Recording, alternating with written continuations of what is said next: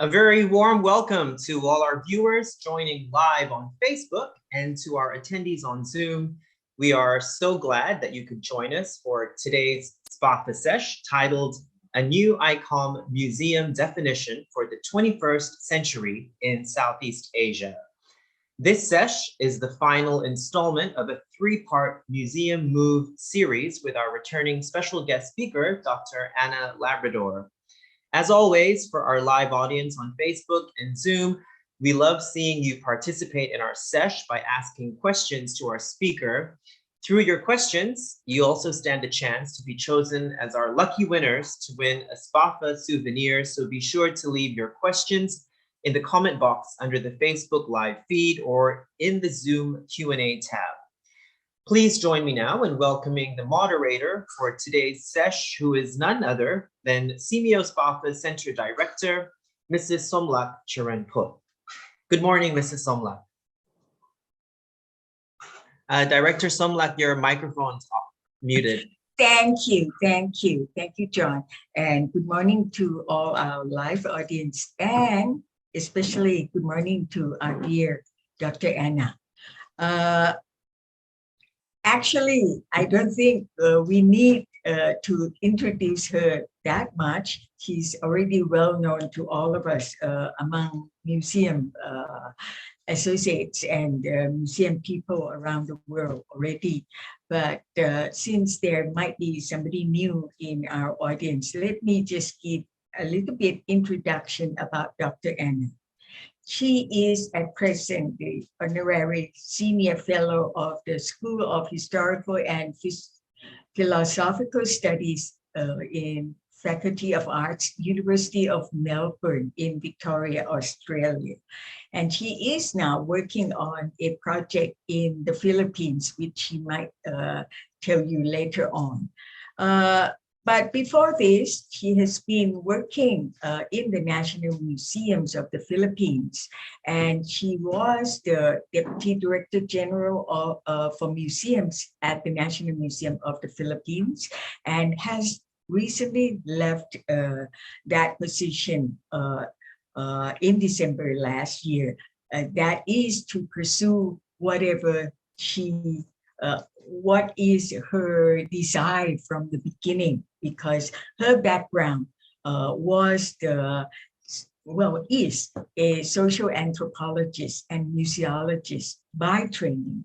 And she has obtained her PhD from the University of Cambridge in 2000 and an MA in Museum and Gallery Management from the City University of London since 1991. And since then, she's been teaching for almost 22 years at the University of the Philippines before joining the National Museum of the Philippines. So you can see her background, her past experience, her, all of her jobs is in between research and museology.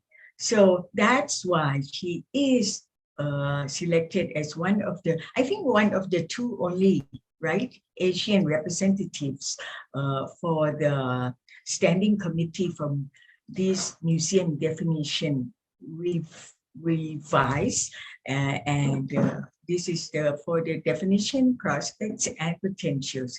And this is why we invite her for this talk, which will be the last of her series. And Anna, I don't think you can get away. You cannot get away from us that easy. You might be invited again. So this talk, like John has already said, it will be because they have finished their meeting and everything, and this definition will be presented at the new General Assembly of International Council of Museums, which will be organized in Prague in this coming August. So that's why we think that it will be very appropriate for our viewers to listen to this talk, because especially for the museum people, professional, they will be aware of the new revision of the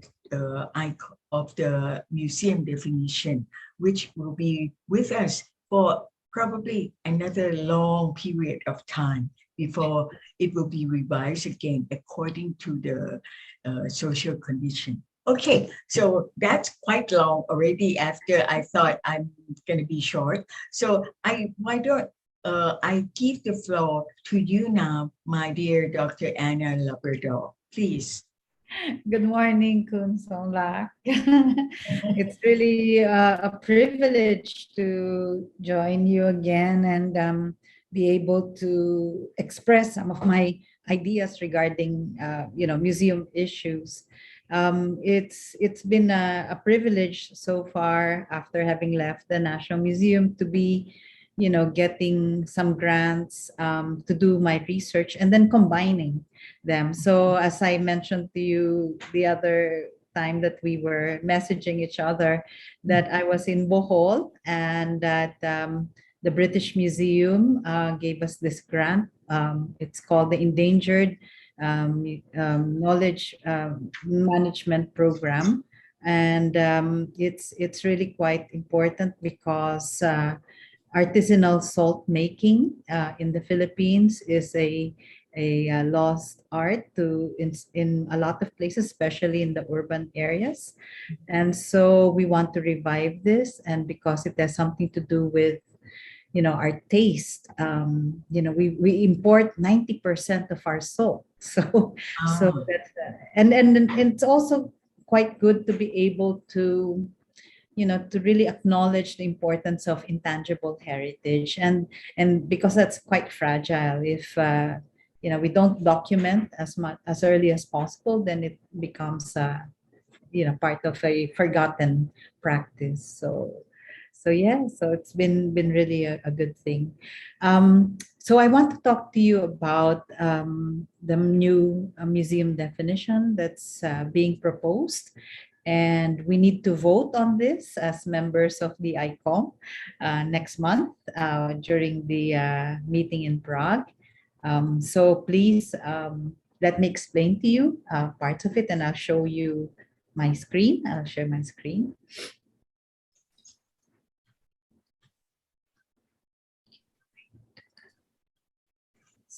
So, yes. So I'm showing you a screen, this title of my presentation, but on the right side you can see the infographics that my colleagues at the ICOM Define Committee put together. We of course expressed our opinions about it, but I think it's, in a nutshell, this is what the process has been. But I'll explain to you a little bit more about that later.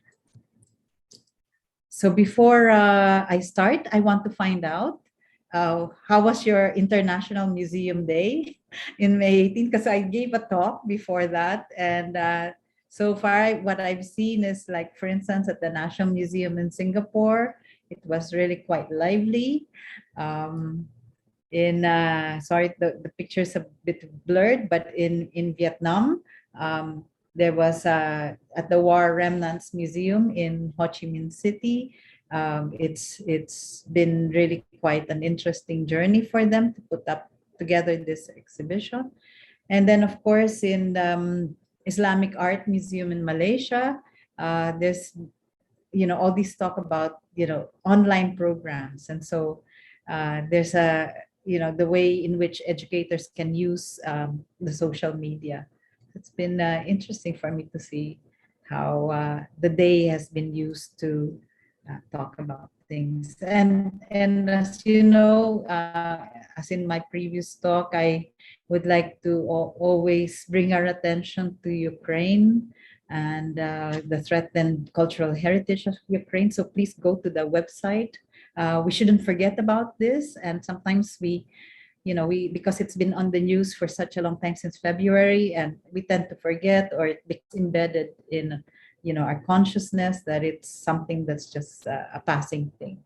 So please kind of help us think these things through, because war has a way of really destroying our memory and heritage.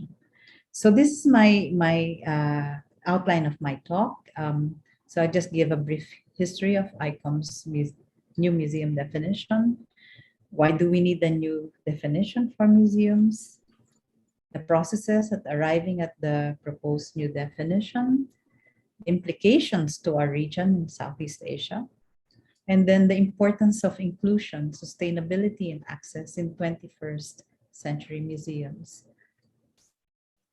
So in creating a new museum definition, just to give you an idea, it took after 4 rounds of consultation, it was divided into 11 steps with a duration of 18 months. ICOM Define worked intensively on processing the results of consultation 4 and elaborating the final 2 proposals, which were put forward to vote on the 91st session of the Advisory Council. So the Advisory Council selected the museum definition proposal to bring forward to vote at the Extraordinary General Assembly, which will be held on August 24th during ICOM Prague 2022. So ICOM Define submitted the selected museum definition proposal to the Executive Board along with the final report. And these are all in the website. This is just an image of the period in December 2020 when I joined, and the methodology of developing this new definition was put forward, was presented. And I think the idea that, presenting to as many people as possible, the methodology used for this is a kind of a transparent action. And here are the members of the committee, the standing committee. It's the ICOM is the largest professional body and has about 45,000 members. And so we're pretty representative of this. There are only 2 of us Asians in the committee. But as you can see in this list, we have a fair representation of museum professionals from different backgrounds, practices, and persuasions. So the process was tough, and because the meetings for us in Asia, usually starts at about 10 in the evening, and it will sometimes go on because the discussions can be very, very intense and detailed, and sometimes it goes past midnight.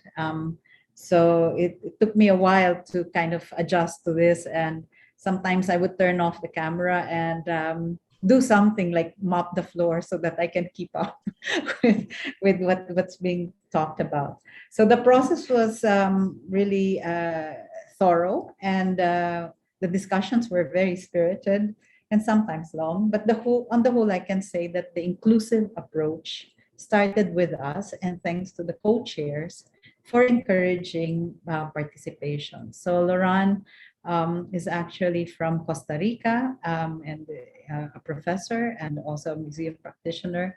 And Bruno Brulon is actually from Brazil and is also the head of experimental museology. So it's really an interesting mix and very, very open. So there was a controversy during the last ICOM general meeting in July 2019, sorry, and 2019, and then so the controversy really stemmed from a new definition that said that a lot of people said that didn't go through a consultation, a longer consultation. So the original definition that was adopted in ICOM's General Assembly in Vienna in 2007 was this: a museum is a non-profit, permanent institution in the service of society and its development, open to the public, which acquires, conserves, researches, communicates, and exhibits the tangible and intangible heritage of humanity and its environment for the purposes of education, study, and enjoyment.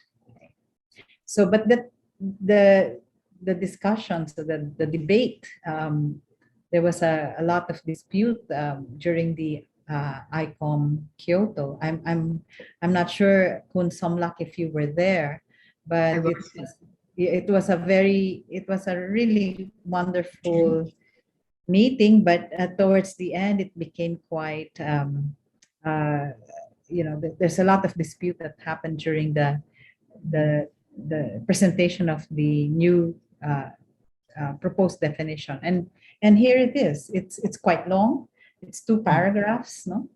And so I'll read it. Museums are democratizing inclusive and polyphonic spaces for critical dialogue about the past and the future, acknowledging and addressing the conflicts and challenges of the present. They hold artifacts and specimens in trust for society, safeguard diverse memories for future generations, and guarantee equal rights and equal access to heritage for all people. Museums are not for profit. They are participatory and transparent and work in active partnership with and for diverse communities to collect, preserve, research, interpret, exhibit, and enhance understandings of the world, aiming to contribute to human dignity and social justice, global equality, and planetary well-being. So I was there during that whole kind of this discussion, this debate, and people didn't want to put this to a vote and adopted by the Extraordinary Assembly in Kyoto. They said because this particular definition is aspirational rather than what is really happening on the ground. So, there's a lot of voices that could be heard during that time. And I for one, because Dr. Lonnie Bunch is actually a historian, no, and the 14th secretary of the Smithsonian Institution. He said during that time, it really stuck on my memory, no, that he said, I cannot wait. I've been waiting all my life. Let's put this to a vote.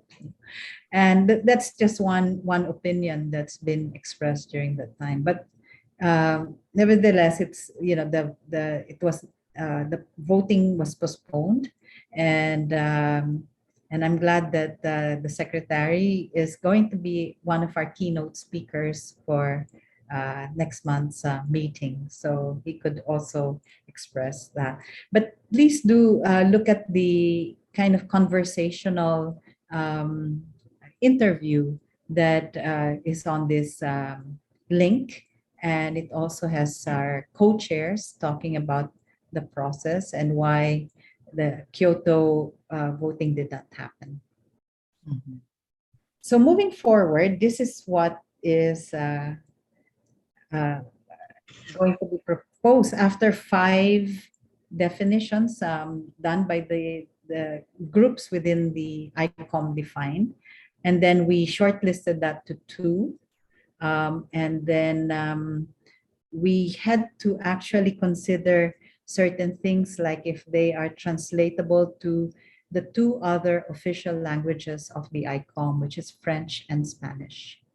So if you notice that in the 2007 definition, we use the term non-profit, and in this case, it's not for profit.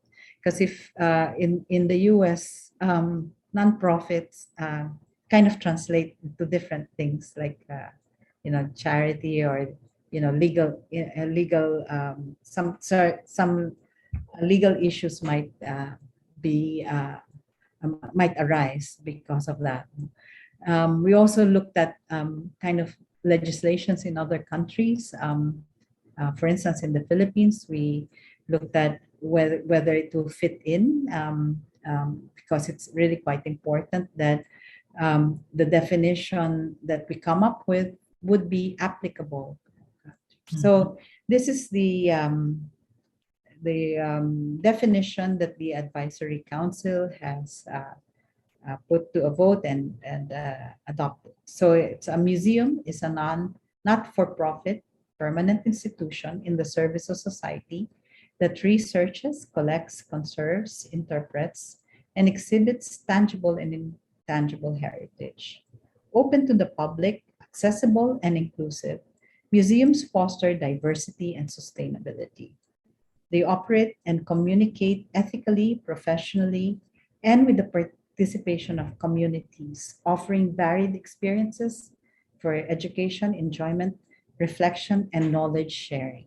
So we felt that this kind of approximates what we have already been doing.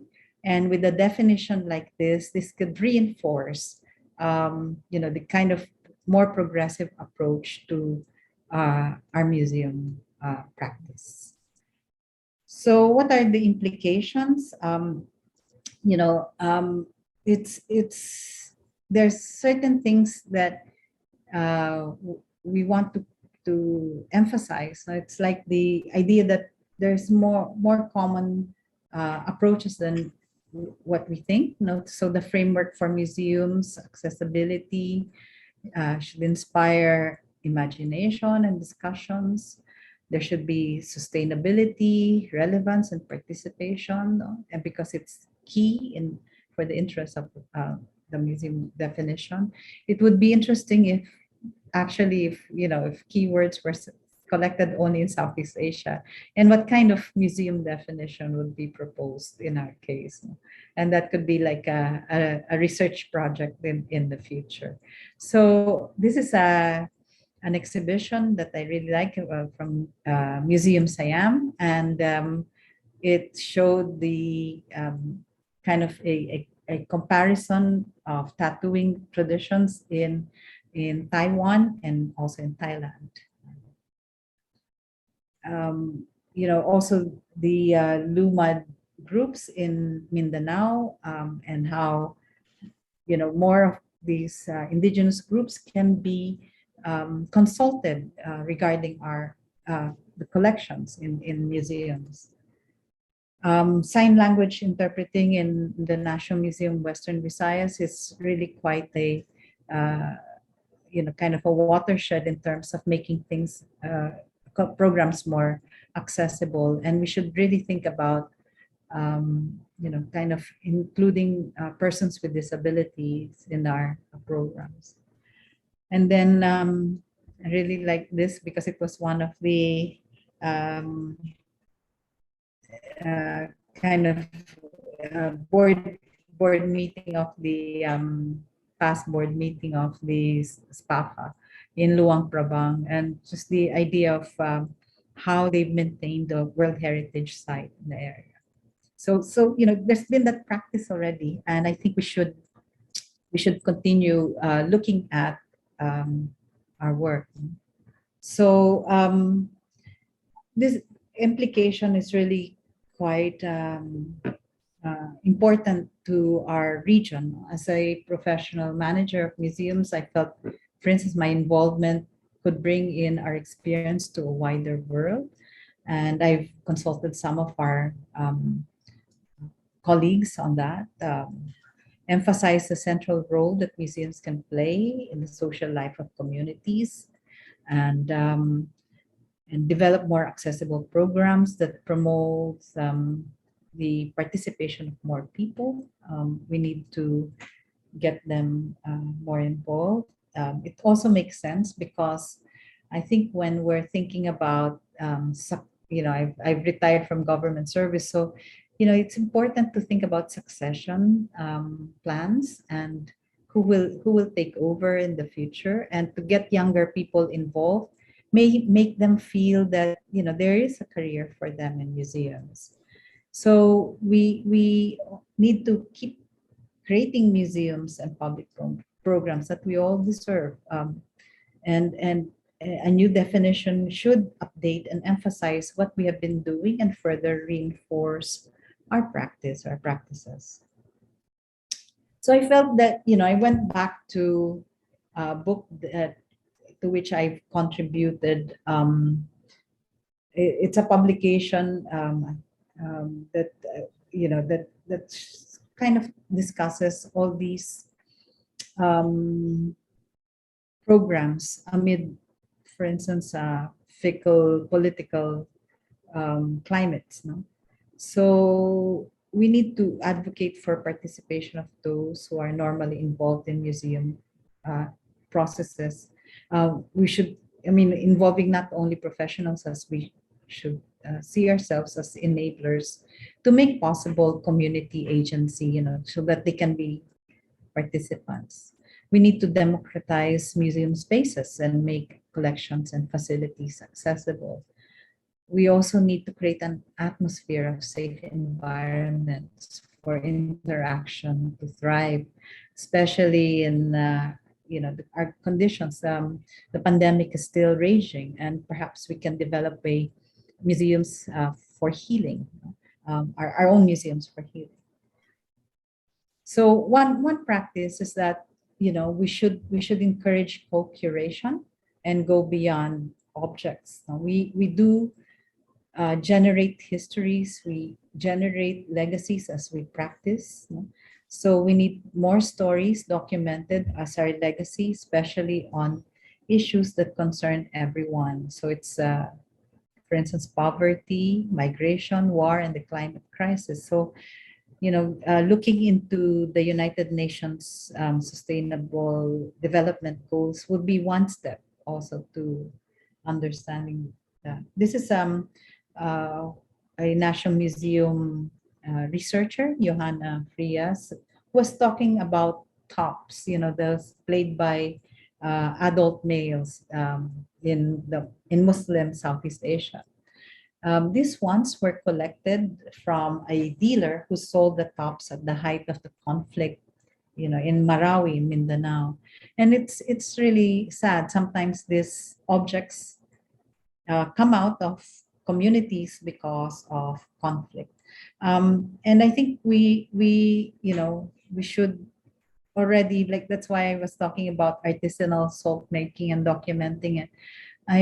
Before other things happen to a community, we should be able to make sure that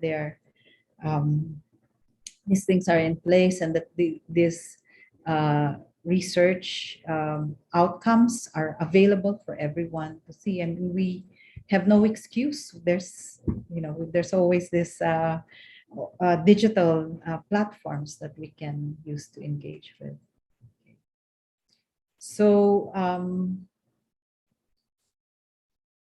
what is important, for 21st century museums? I think it's inclusion, sustainability, and access. We have to put in place context and content, even outside the museum. We have to go outside the building. We have to see the environments, and because it affects us physically and sometimes psychologically. Museums may be sites of investigation, so we could pursue certain aspects of our work. As Clifford says, museums can be more than contact zones. James Clifford is an anthropologist. They could be dream spaces, as Gaylor Cavana has mentioned, areas of liberation, as Christina Krebs has written, and sites of multivalent identities and identity formation. It's a chance to encounter real objects, but I think the stories are much more compelling. We could be more inclusive to include previously marginalized groups.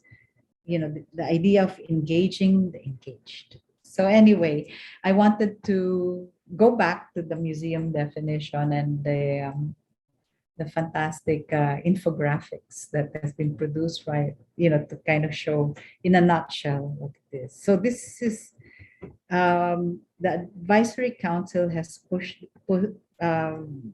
this forward for the extraordinary general assembly to vote on. So I'm just putting that back on your screen so that you will remember that this is the definition that we will have to vote on. So one of the highlights of this and the process is that it's a participatory one to develop its new museum definition, and has encouraged and enabled professionals from different backgrounds, cultural origins, practices, and generations to take part. There are 126 ICOM committees from around the world that have participated in developing a new museum definition. So the total participation rate is 70.7%. The definition proposal was elaborated based on the data received from committees during 4 rounds of direct consultation over a period of 18 months, and is a reflection of their tireless commitment. You know, it's this museum professionals who are very, very passionate, and you know, it's something really that we could all remark upon because it's, you know, we have fairly committed members of the International Council of Museums. So the ICOM Define has been committed to transparency throughout the entire process, and continuously informing on the ICOM website. Please check it out, as well as other channels. So we are now arriving at the final step to vote for the proposed new definition, which is this on your screen in Prague.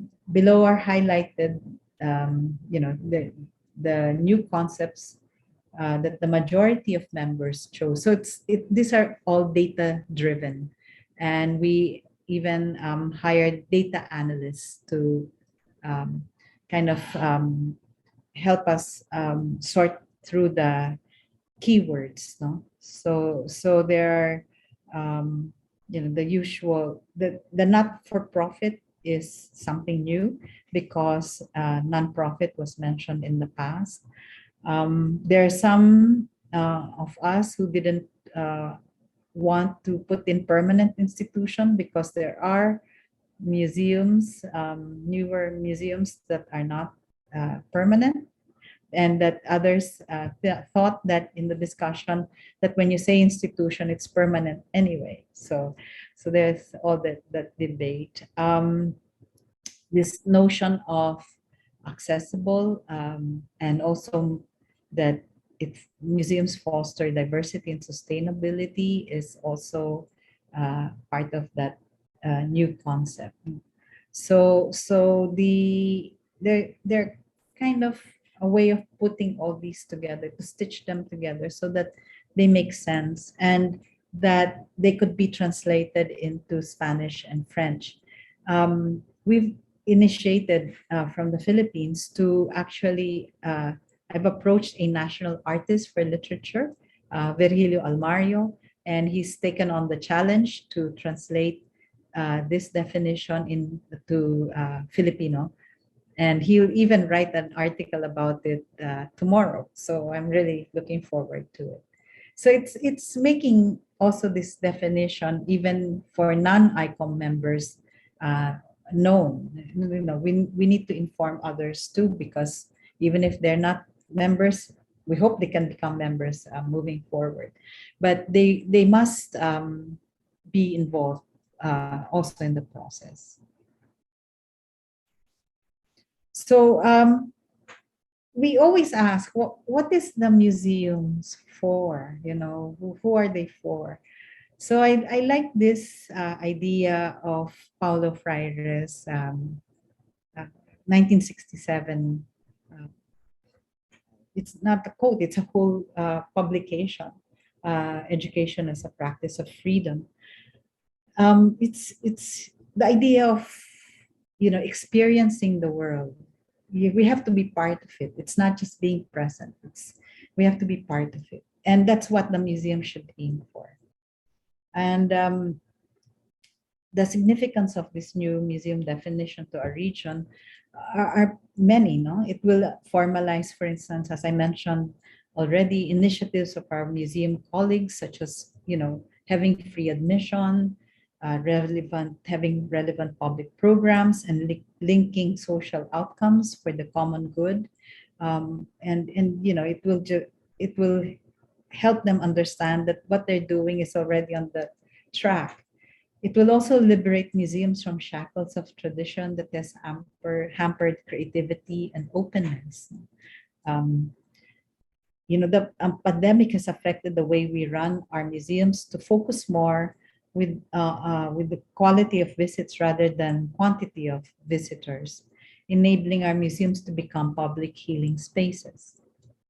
And then the new definition will and should, perhaps I can say, should open dialogues and discussions about the future of our museums and our practices.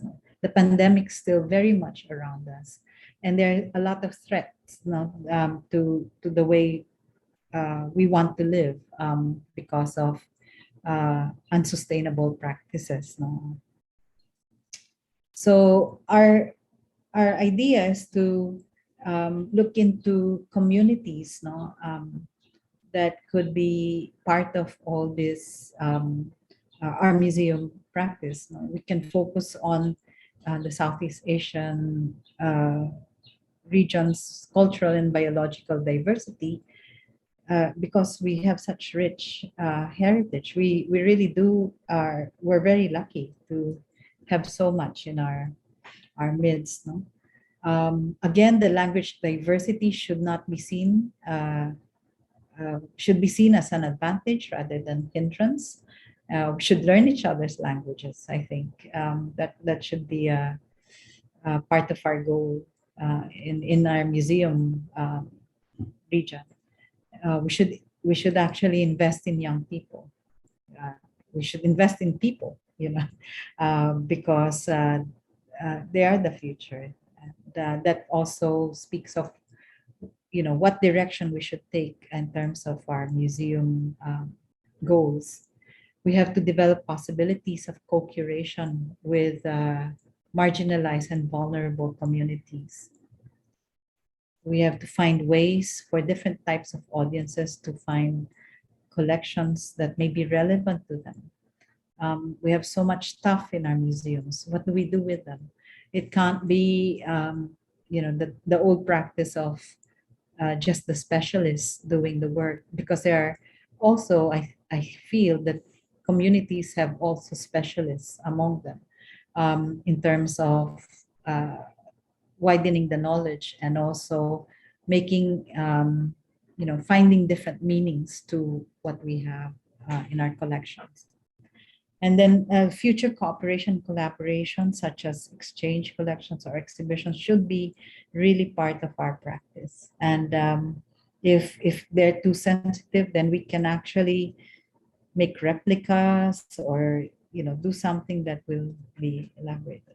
I always talk about our experience at the National Museum, where we collaborated with the Philippine Negritos, and they are as diverse as they only share the color of skin, or their hair is more curlier than others, but we need to kind of talk to them more and find out more about not only their backgrounds but also their aspirations. So in October 2018, we opened perhaps what we could call our first co-curated exhibition, because it was done in consultation with their umbrella group, which is called the Sentrong Pagpapalakas ng Negritong Kultura at Kalikasan. They have like this organization that will strengthen them in terms of their culture and nature. So what is this new definition for? And I'd like to show an example during that opening of the exhibition. But I think it's more like, who is it? Who is the new definition for? And I want to quote this Erasmus student networking who chose Michelle Obama to quote in the International Museum Day in 2020.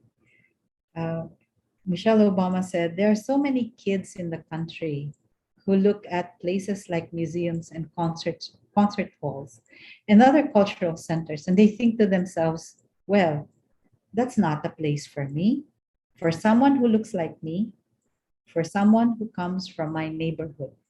I know that feeling of not belonging in a place like that. And so I want to show you this woman who sells amulets and also natural herbs. No, she has all this plant knowledge in her head, and it's come out through herbal medicines. And she was so happy to see herself on the exhibition. So, it's that they have to see themselves, not just physically, but in the space that they occupy within the museum, to be part of it. So that's what I think the definition is for. So I have just last few slides. So I want to show you again the importance. I think there's so many materials online, and UNESCO's Unite for Heritage is still very much compelling about how, classical statues or sites, can be kind of part of our experience. And that's what their posters are for. It's like to say that this is the relevance. We belong to those sites. So one last message. So again, I'm encouraging everyone who's a member of the ICOM to please vote for the new definition during the International Council of Museums General Conference. It will be a vote for our future as museums for the 21st century. When we opened the Natural History Museum in Manila in May 2018, we kept the admission free, because that's been enshrined already. And under the new law of the National Museum, that's made the admission free forever. And so this grandma brought her grandchildren to the museum, and were actually living rough just outside the museum. And the grandma said, I think that's why it took so long. It's marvelous to be in here, and it's wonderful. And I think this is an example of what our museums have kept out. People who don't feel that they don't belong, but they do. I mean, this particular group, we have to protect them actually when they come in, because it's the other visitors who don't really fancy them coming in, because they have no shoes, or they're not as well dressed, and things like that.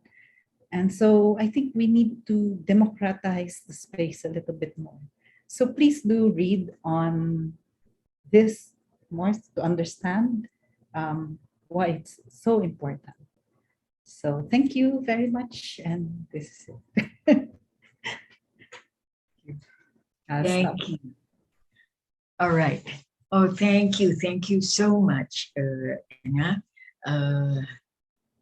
I've been away from museum quite long, but I follow.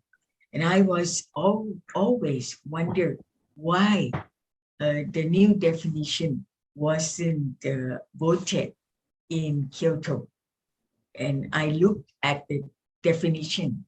Well, partly I can understand. And partly I can understand why was that definition proposed, because as you said, that we are part of the society. And so everyone is connected with the change in society. But it depends on where you are. The social changing of in each society are kind of different, and sometimes it reflects through this proposal of the definition. So I understood that, but then I was waiting and waiting. So how it's gonna come up with the, consulting and everything. And I have to congratulate you, in my opinion, that this new definition through this standing committee, I think it's very precise and inclusive. You manage to, how do you say, connected, weaving every things that need to be said in that definition. And it will be very easy to understand, and I hope to be accepted easily, because the last one might be a shock to many of the conservative people who are so used to the old definition, because it's really changed. Okay, but this one I find myself that it's very understandable, and you've got everything that we need to put in to be inclusive, and I myself have to say that I thank you that you explain about how this definition come about. And then also you have also introduced or inspire people in Southeast Asia of how to look at this new definition and how to apply it to our work in the future. So I thank you very much, Anna. And I don't know, okay, I saw some question already. All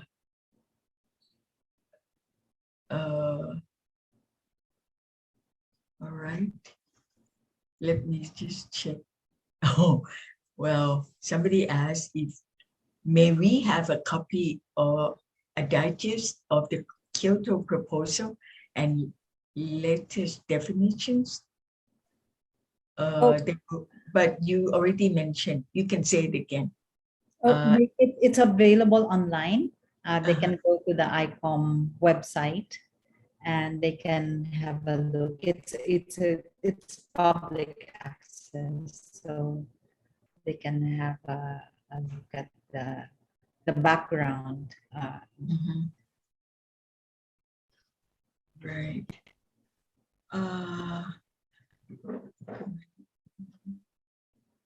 Well, for me, since I was looking for more questions, but I myself have a lot of questions. But let me get this. Mark Ritchie from the Philippines. He said, it's been a very illuminating discussion. Thank you so much. The question is that politics could enable, obstruct, or contest the dynamics of museum as based on the proposed definition. There are political systems in which control of discourse and narratives is strong, not to mention funding. How relevant will the new definition be to museums in such countries? That's the question. Yeah, like all, I mean, I think you should see the museum definition as an instrument. Like all instruments, you can harness it for good. To be, as I mentioned, it could be a way of already validating your practice, and then sometimes practice comes ahead of validation, such as the museum definition. Of course, politics will either impede or make our work flow. It depends, really. And so you should see it as you have to be very creative about it. But again, as I mentioned, it's an instrument like any other, and you could see for yourself in terms of your own practice how you can best use them, the definition. Well, Mark again, he said new definitions and concepts mean new measures and frameworks. How do we determine that a museum has succeeded in transforming its nature towards inclusive, sustainable, and community embracing institution? I think it depends on the museum's goals. It's hard to tell whether they become successful or not. It really depends on what you want to do in terms of your museums. It, it's if you're inclined to do much more for your community, then that's, I think, and then you've succeeded in that, in terms of access, general access, more people coming in, uh, wanting to know more about that. I think we, in the museum profession, we have to learn to engage also.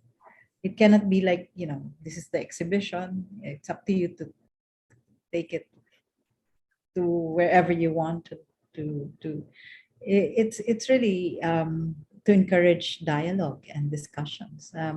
It's really quite important. So it's very hard to judge whether something is successful or not if we don't have really a framework or a basis for creating programs, no? For that. So I normally don't like to be very prescriptive. Maybe that's the anthropologist in me, to see how, for instance, you give them this museum definition and how would they use that, in their particular institution. So I would like to be able to go around later on and see if you vote on this particular definition, and please vote for this particular definition, and then how that could be, like, that could go off to different trajectories, and I think that would be a measure of success for me. So the usefulness is really quite important, the relevance. Hmm, hmm. Yes, I agree with you. And I think that it depends on how it will inspire and create more from this definition, because it's quite open for you to engage in many of the inclusive message that what the museum can be in your own situation. There is another comment from Maria Lutz Ingo. She said, it's more of a comment. The interpretation of the new definition, I believe, will very much depend on and reflect the kind of society where the museum is located. So yes, it's going to be very political. Besides, there are also the museum leaders or managers who have their own perspectives and interests. True. Yeah, yeah, but for me, change really happens on the ground, um, and sometimes initiatives do not really come from the top. But you can be strategic about it, like I have been in my museum practice. um, I make my bosses feel that it's their idea. So, because the goal is really to make the project successful. It's not about credit. It's to make the program successful. And if that's happened, then it's kind of a point well won, right? So Well, that's a good trick that can be used by anyone who's listening. And I've done it many times. So and I think that if you are working in any institution, that's how you do to find success, right? And because I think people should be reminded that heritage is bigger than all of us, and it's not about taking credit for something. It's there. I mean, I always tell my well, when I was teaching my students and then also my staff when I was working at the National Museum, that there's so much work to be done. We have such rich cultural and natural diversity, and so we need to get on with the work and not to quibble too much, and sometimes the politics is noise for me, and so we just need to find ways to go around the politics and do the work, so yeah. mhm. Uh, let me ask you, I don't see any more question. Uh, when you talk about the Natural History Museum open for free, you mentioned something about the new law or something. Yes. So the new law saying that this museum will be open for free, or all museums? All the national museums in the Philippines should have free admission. There are some museums that are private, so we don't have control over that. Right. But the National Museum has three, in the Philippines, have three flagship museums in Manila, and then 15 museums all over the country. And so all of that is free. Go in. Since when? So we initiated that. We experimented actually, like on milestone periods like International Museum Day. October is Museums and Galleries Month. And we noticed the spike of numbers. So we've expanded that to, like, for instance, if it's International Museum Day, so it will be the entire May as Heritage Month. And the numbers are staggering. People want to just go in because if they think about, I mean, people are, not many of our board members at the time, National Museum trustees, because they come from the private sector, they didn't believe that we should give things for free. It's that the philosophy. But we said our target, given by the Department of Budget and Management, is not revenue, it's numbers. And so if we don't encourage that, then how can we get the numbers? So I also did the maths, and I said, we're collecting 100 pesos or 120 pesos, but it actually costs more to collect. Maybe it costs us because the money is going to be handled. It had to go through cashiers and different hands, and then deposited into the bank, and then it will go into the treasury.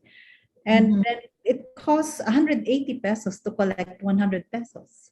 So it doesn't make sense. It really doesn't make sense. I mean, the true amount, if you want to go into the museum, it should be 350 pesos, like some of the private museums. And that's the true amount. But who would go if that's the amount? Because, young people would rather buy, their, text loads, or for their cell phones and stuff like that. And so, if you think about it, if you just open up the museum, then more people would go in. So in June 1st, 2016, the museum trustees agreed to do that, to make it free. But we wanted to enshrine it, in a law. So the law came out in 2019 and it's there. It's Oh, Republic Act 11333. It's the law that strengthened the National Museum of the Philippines. So and yeah. ah, and but you still sell tickets to non-citizen. No, no. Oh, everyone is free. So So it's really it's really, true openness. Yeah. No. oh, even the foreigners and everyone.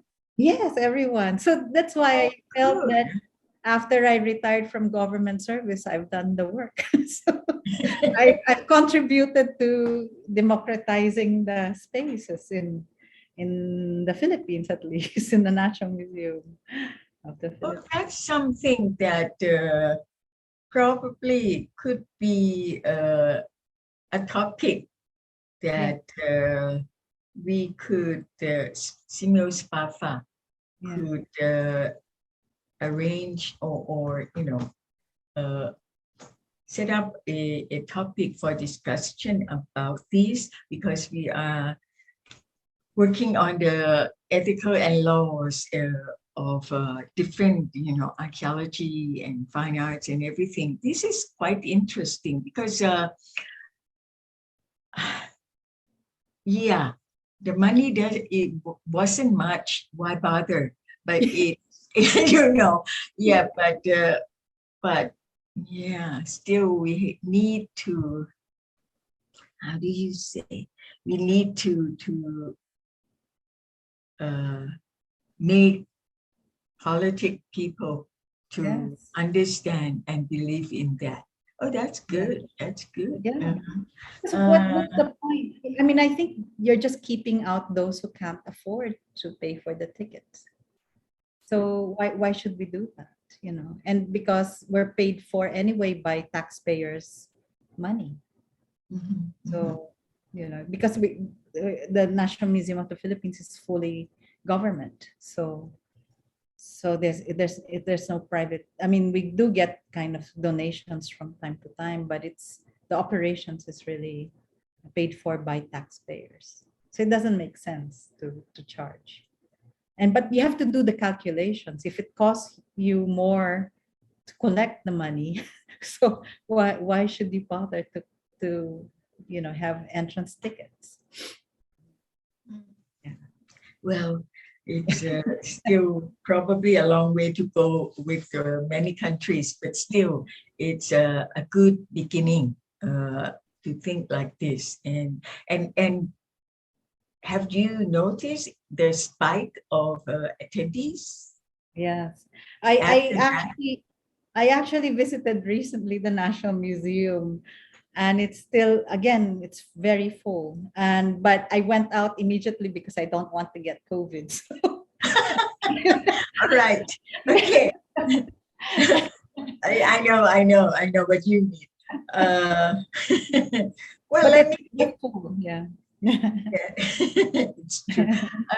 Well, let me get back. I don't know whether I should ask, but how how is the uh, atmosphere of this meeting while doing this new definition? Are there a lot of dispute during the time? Yes, but it's very spirited, but done out of respect.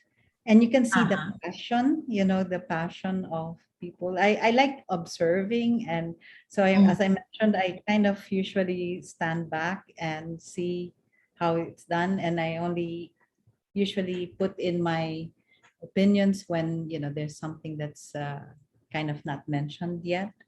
But mm, on the whole, it's really been interesting for me to see the process. It's been truly transparent, truly participatory. I think it could become a model for, kind of other ICOM committees eventually, because it's really quite a feat, I think. And I like the idea that it's driven by all this data, the keywords, that museum members, ICOM members felt that should be part of it. And I think to some extent, even non-members were consulted, some of those who are working in museums. So I think that's really kind of interesting. Yeah, I mean, discussions can be very, very long. But that's it. I think we need to talk more to learn more about all these processes and also ideas. We all come from different backgrounds and practices, and to see how this has kind of been forged, by common interests and common passion to have a new definition that will reflect and push us forward to the 21st century is really quite important. Mhm. Oh, well, there are one anonymous Question. comments and questions saying that thanks for your informative presentation. My question, more of a suggestion, why ICOM Council is not open the vote for not only its members. As far as I know, many workers and experts in museums file are concerned with that issue, but unfortunately, they cannot vote because of non-members' status.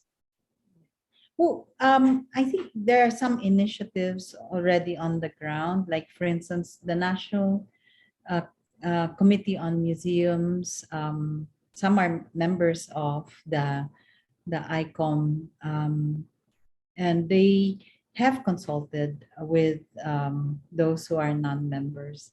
But like any professional body, you need to be a member. You have to pay your dues, and all that, because it's really an important step.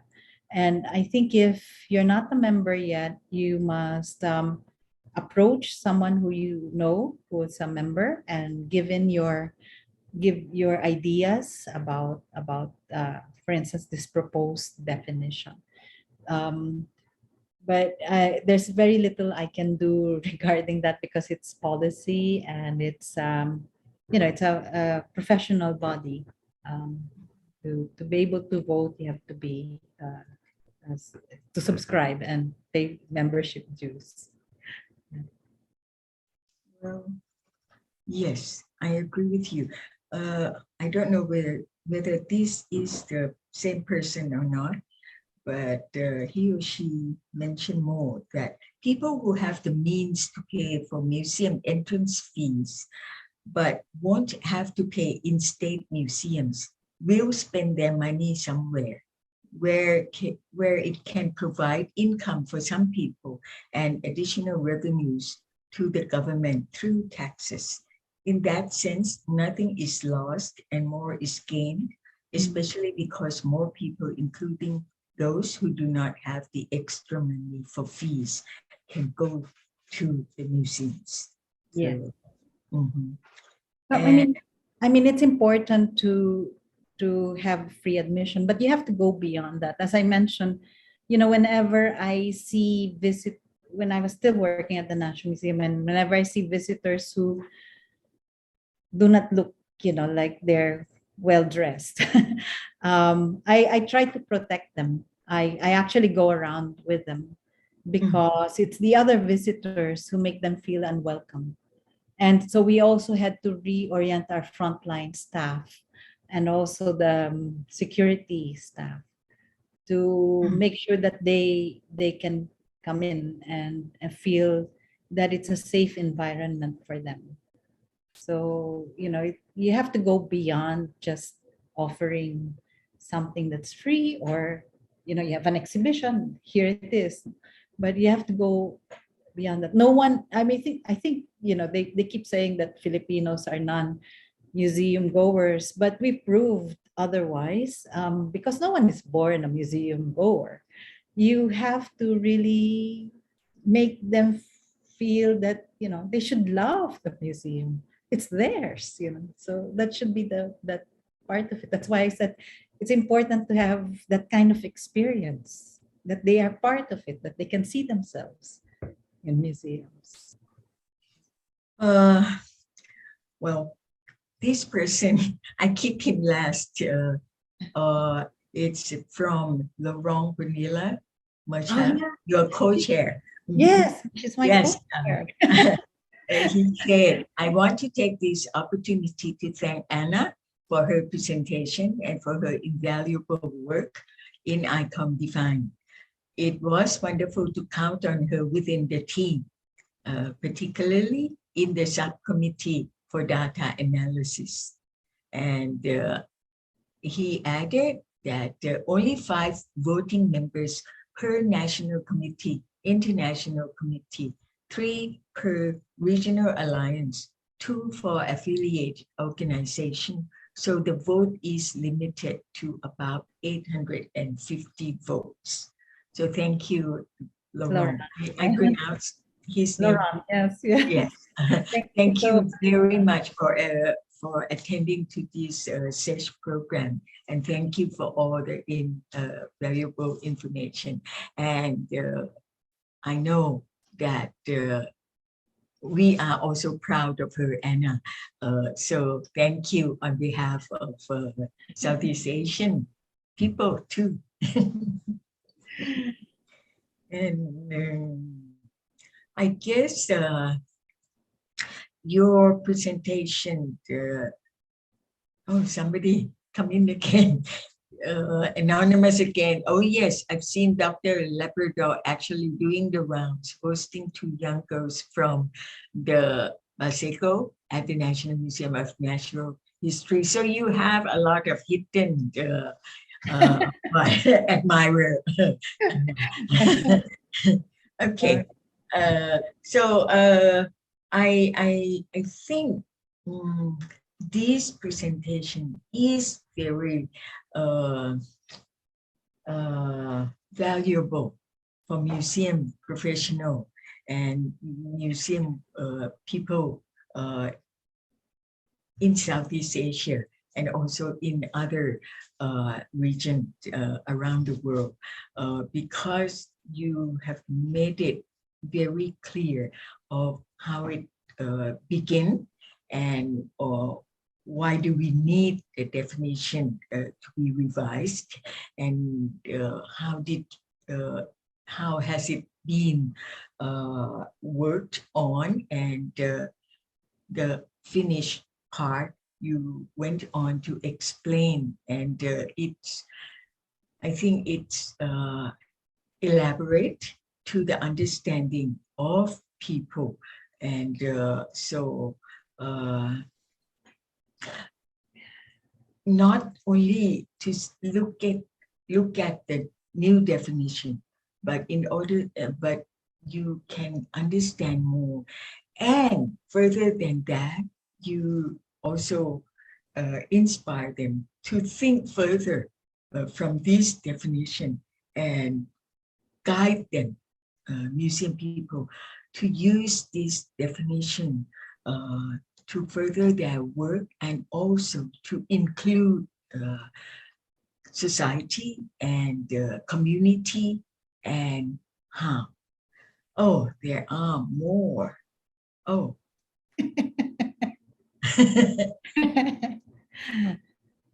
Oh. Oh, okay. I think for the organizer, I said this out loud. It's from Laurent again. He said the link for the evaluation form doesn't work. So please, my fellow staff, please check it so that he might evaluate us. And that's very valuable. So we need to check on that. And okay, some other people also said evaluation form cannot be open. John, probably you can check on that right away. Yeah, Director Sumlak, we just fixed it already, and we just resent it. All right. Okay. So please come back and check on that, everybody. And from Mark, he said, sorry to cause this concern through Q&A. The chat is disabled. The evaluation link is not accessible. Oh, okay. Oh, there's one from Mia. From Mia. More question. From Mia from Indonesia. You know her. Right, Anna? Yeah. She said, thank you, Mom Anna, for, for your great presentation. I'm so happy to hear the last few slides about who the definition for. It is really significant for the future of our museums. I always think that this inclusiveness in museum must be strengthened. I remember that in 2020, when we established a small gallery in a very small and remote island in Batam in Rio Archipelago province in Indonesia. And at that time, we took a lot of pictures of the local community, the fishermen, the elders, the kids, household wives, and we put all those pictures in the gallery inside the office of head of the village. And those people were so happy to see their pictures put in that gallery. I could see their little happiness and pride at that time, and it encouraged us to establish more galleries in the villages, in the islands, in the future. Okay. Yeah, that's a wonderful story, Nia. Okay, and another one from Randall Urbano. Thank you, Dr. Labrador, for your work, and thanks to SPAFA for hosting this session. We will strive to respond to the museum definitions presented by ICOM. It is indeed a group effort to make museums more inclusive, particularly in Southeast Asia. Good luck to all joining all joining the ICOM in Prague. Okay, and thank you, Laurent, for your participation, and to thank us on behalf of Simo Spafa. And I think I don't want to end, but no more questions.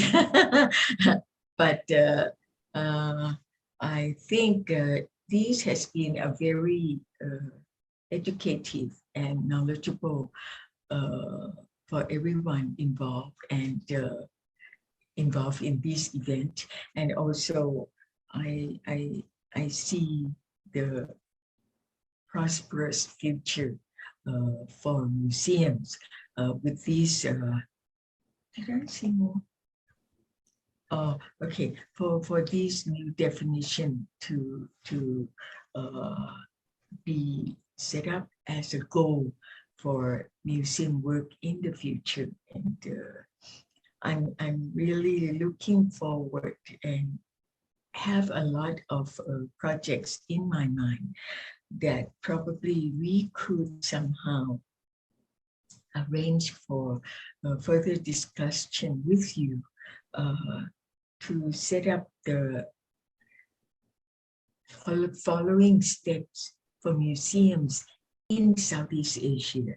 There might be a more perspectives and ideas for each museum to, to have the input together, and that can be a good start for the Southeast Asian museums in the future. And I will definitely count on your input and leading with this program that, if I may, I will still putting this into the project of Simil Spafa. I thank you again, Anna, and I'm sorry. Are you in the States or in the Philippines right now?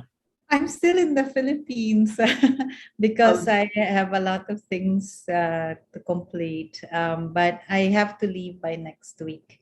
So I was Oh. hoping to take my dogs with me, but I can't. So, at the moment, anyway. Well, I'm well, wherever you are, you have been wonderful resource person for I'm very selfish, I will say, for Southeast Asian museum professional, even though you are to all over the world. That's why Laurent was mentioning that. And as you mentioned that you have been working on the many editorial board of many academic magazines, journal, whatever. I think for us in Southeast Asia, we need those books to further improve the professional in the field, that we can improve the human capital of museum people in the future. So I thank you for everything you've done for museum professional, museum knowledge and all that. And lastly, I would like to thank you that you accept to be speakers for Spapa Sesh in the Museum Move series. And this is very valuable to the program and to all museum people to learn more. And like I said, this is not the last session. We will contact you again, and we will, since you have been with us 3 times, we haven't sent you any souvenir or anything yet. The one souvenir that was sent were wrongly sent it to Melbourne, but in fact, they will know that you are famous. Even in Australia, we follow you there. So, I'll be in Melbourne in October to teach. So, I can collect from there. But we will send you, now it will be sent to the US, correct? Yes, okay, okay. So it will be there. And I thank you again on behalf of myself and the Spapa Sesh team, and hope to see you again. Thank you so much. And thank you for representing Southeast Asian in this standing committee of the new definition. Thank you. See you. Okay, back to you, John. Thank you, Mrs. Somlak, for moderating today's sesh. And a very big thank you, Dr. Anna, for finding the time from your very busy schedule to be part of today's sesh, and also for being our speaker in the first 2 episodes of this interesting museum series. I'm sure museum professionals or anyone aspiring to work in the field will find the topics you have discussed and shed light on useful. My eldest niece actually just started her Master's of Arts in Museum Studies and Curatorial Practices at NTU in Singapore. So I told her to be sure to join this sesh. And for everyone, be sure to visit national museums in the Philippines. It's free admission for everyone. And thank you to our Facebook viewers and Zoom attendees who have joined us live today. We do hope you learned a lot from Dr. Anna's sesh. And to those who commented and submitted questions, we really appreciate your active participation. We will be in contact with the winners shortly for your SPAFA souvenir. And a recording of this sesh is immediately available on SPAFA's Facebook page, or you can also watch our SPAFA sessions on our YouTube channel, including the first 2 episodes of the Museum Move series with Dr. Ana. As for the evaluation link, we have resolved the issue already and sent it on, posted it on Facebook. But I think for those on Zoom, you may not be able to access it yet, but we will post it on SPAFA's website under the page for this sesh. So you'll find the evaluation link there. And last but not least, our next SPAFA sesh is on the 16th of August. So mark your calendars. And the title of that sesh is New Perspectives on Prehistoric Workshop Traditions in Central Thailand, a case study of stone ornament drilling methods. And that will be moderated by our senior specialist in archaeology, Dr. Noel Tan. So until the next SPAFA sesh, take care, everyone, and goodbye. Bye, Dr. Ana. Thank you so much. Bye. Bye, Anna.